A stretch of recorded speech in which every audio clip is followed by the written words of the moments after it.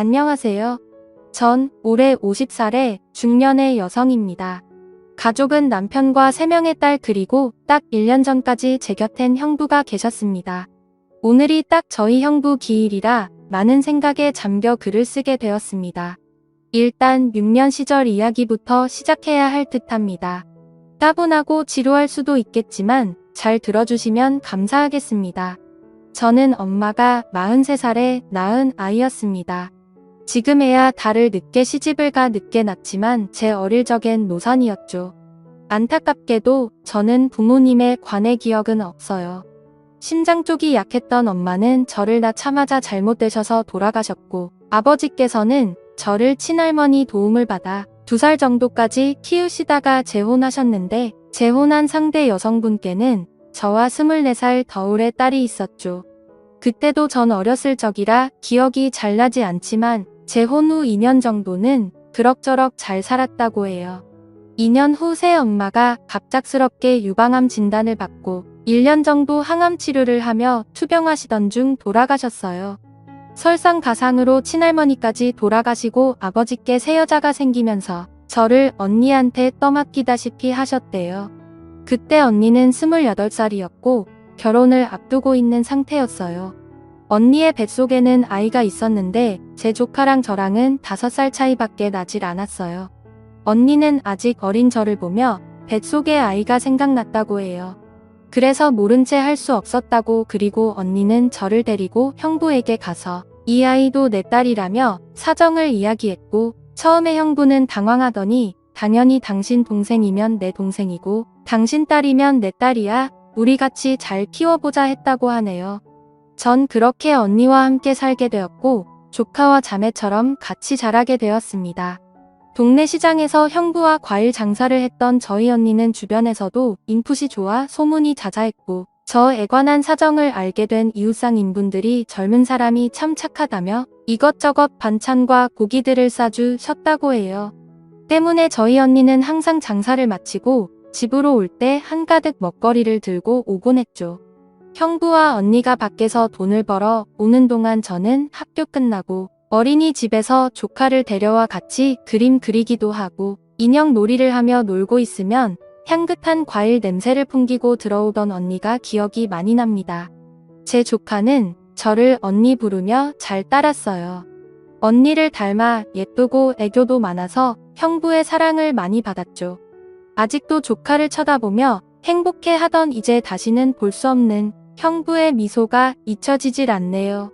전 그렇게 어린 시절을 사랑이 넘치는 언니의 가족들과 행복하게 보냈지요. 그런데 제가 15살 되던 해에 저의 인생을 뒤집어버린 비극이 찾아왔어요. 온 식구가 해돋이를 보러 다녀오던 중 차가 비탈길에 미끄러져 도로를 벗어나 전복되는 사고가 난 것이었습니다. 이 사고로 인해서 저의 언니와 조카는 목숨을 잃었고 저와 형부는 가까스로 생명을 건질 수 있었습니다.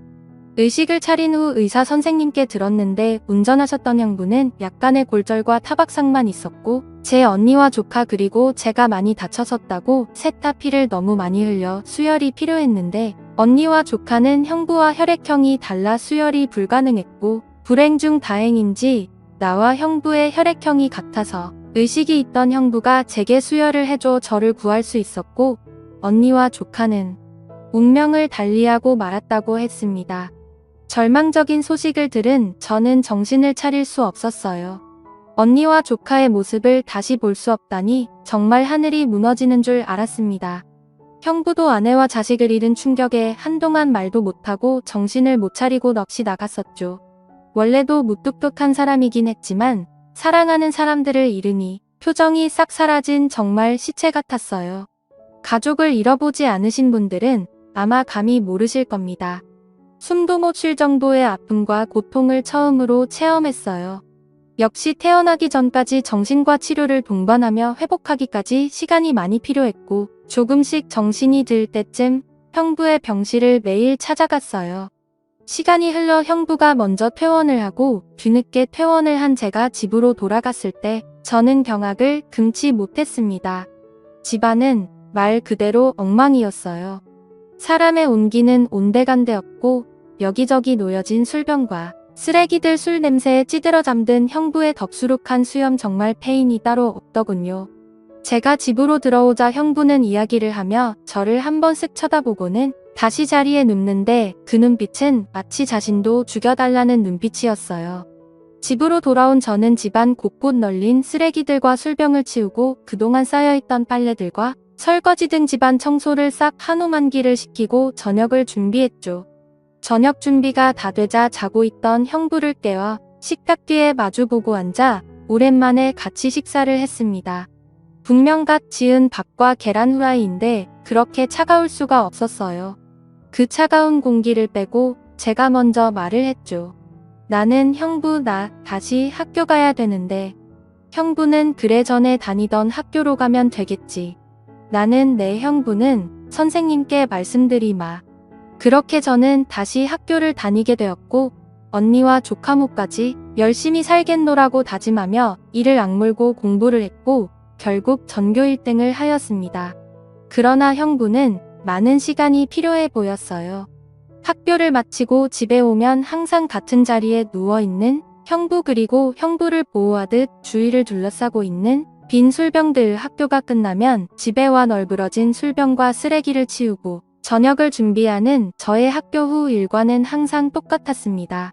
그렇게 1년 반 정도의 세월이 흘러가고 고등학교 진학을 앞둘 무렵 저의 반담임 선생님께서 제게 특성화 고등학교에 관한 이야기를 하시며 학부모님과 상의를 하고 싶으니 형부를 모시고 오라고 이야기하셨고 저는 부푼 가슴을 안고 집으로 돌아갔습니다. 그러나 여전히 같은 자리에 있는 형부가 술병들 순간 무언가 잘못되었구나 싶더라고요. 그러면서 언니와 조카 대신 제가 살았다는 자책감은 절 헤어나올 수 없는 절망으로 내몰았습니다. 저는 그 자리에 주저앉아 서럽게 울기 시작했어요. 제 울음소리를 들은 형부가 잠에서 깨어 쟤를 발견하고는 어왔니? 라고 하시더라고요. 저는 울부짖었어요. 나는 잘못했어요. 형부 제가 살아서 죄송해요. 언니랑 조카 목까지 같이 있게 살려고 했는데 이제는 한계예요. 미칠 것 같아요. 그러게 왜 절 구하셨어요? 왜 나 같은 걸 구해서 힘들어해요? 그냥 그때 언니와 조카랑 같이 죽게 냅두지. 그냥 죽을 걸 그랬어 이야기하며 베란다 난간으로 올라가는 나를 보곤 형부가 달려와 뒤에서 꼭 끌어안고 말씀하셨어요. 형부는 미안하다. 내가 너무 괴로워서 그랬어. 내 와이프랑 딸 생각하면 미칠 것 같아서. 너는 이제 내 자식이나 마찬가지야. 아내도 자식도 잃은 내게 처제인 너밖에 없어. 우리 시간이 걸리겠지만 먼저 간 내 언니랑 우리 딸 목까지 같이 잘 살자. 내가 노력하마. 저는 고개를 끄덕이며 형부와 약속을 했습니다. 하늘에서 지켜보는 언니와 조카에게 부끄럽지 않게 열심히 행복하게 잘 살아보자고요. 저는 담임 선생님이 추천을 받아 특목고에 진학했고 다른 학교보다 비싸던 학비로 인해 형부는 밤낮으로 일을 하셔야 했습니다. 저는 낮에는 과일 장사를 하고 저녁에는 택배 일을 하시는 형부를 보며 그 고생이 헛되이 되지 않도록 피땀 흘려 공부를 했고 고생 끝에 서울대에 합격했습니다. 순간 언니의 기뻐하는 얼굴이 떠올라 너무 뿌듯하고 행복했어요. 형부는 이것 딸 하늘나라 갈 때 받았던 보험금이야. 너는 내 처제지만 내 딸이기도 해. 이걸로 내 등록금을 내주고 싶구나라며 내주시더군요. 그걸 내어주시는 그 마음을 너무나도 잘 알기에 전 차마 거절할 수 없었습니다. 전 더 이상 형부께 부담을 주지 않으려고 과외 아르바이트를 구하고 악착같이 공부에 장학금을 받아 학교를 졸업한 뒤 대학원 석사과정까지 이수할 수 있었습니다. 석사과정을 이수하고 저는 알아주는 기업의 연구원으로 취업을 하게 되었습니다. 대기업의 연구원이라 야근이 잦았으나 바쁜 와중에서도 형부를 행복하게 해드리고 싶어서 재미있는 영화도 예매해서 보고 맛있는 것도 먹으며 같이 데이트를 했습니다. 형부와 함께 시간을 보내는 것 자체가 제겐 기쁨이고 행복이었으니까요. 그렇게 행복한 시간을 보내며 저는 같은 연구원 직장 선배와 인연이 되어 결혼을 하게 되었고 형부에게 소개 자리를 마련했습니다. 형부는 말수는 많지 않지만 따뜻하고 듬직한 사람이라 좋아하며 기뻐하셨습니다.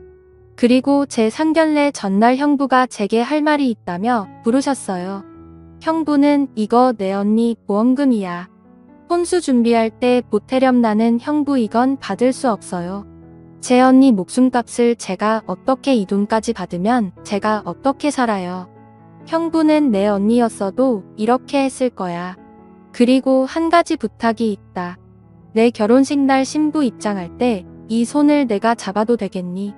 그래야 하늘에 있는 내 언니도 편하게 눈을 감을 거야.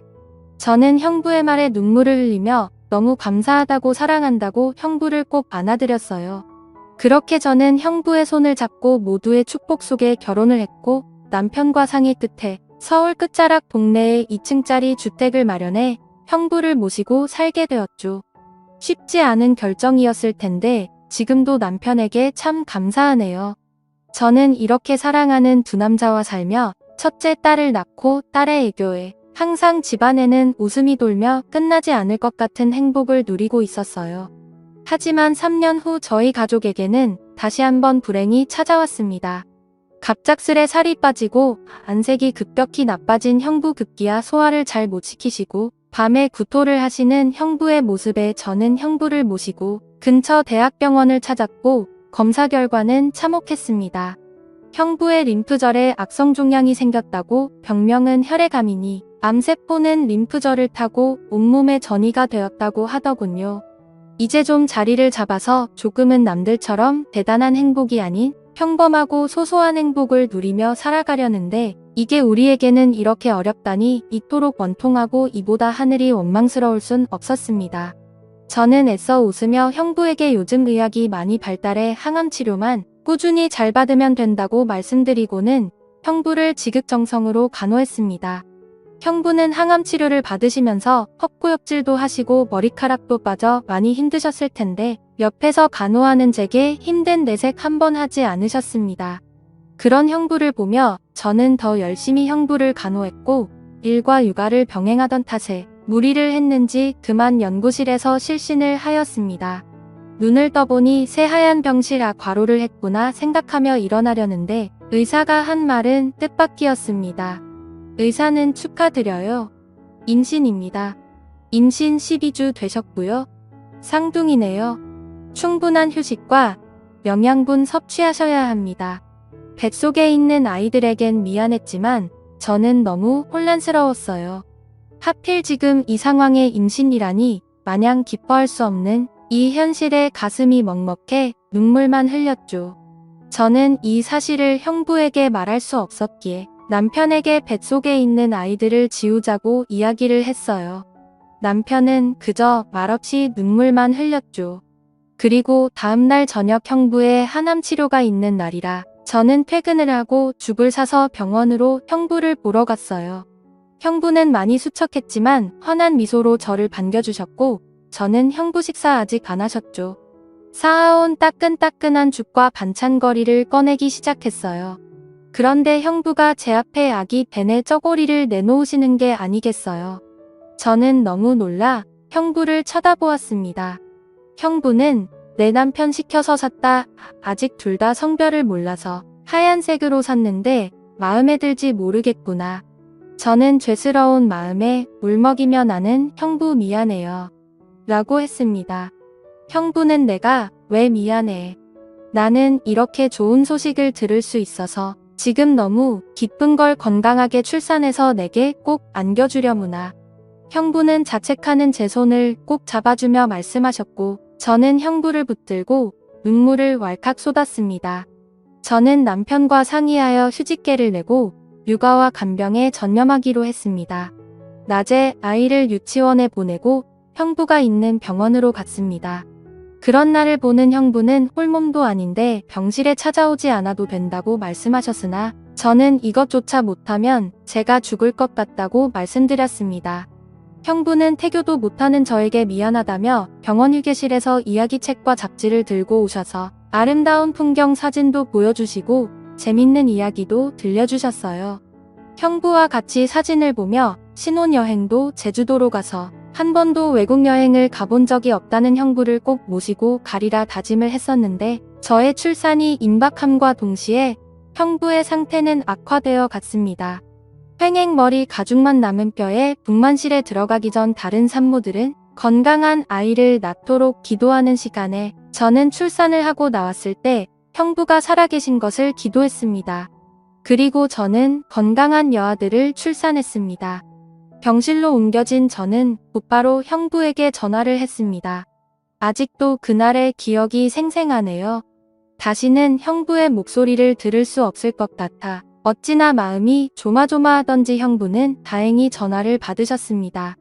형부는 고생했다며 누구보다 기뻐하셨고 저도 부푼 마음으로 아이들을 형부에게 보여줄 생각에 회복에 힘을 썼습니다.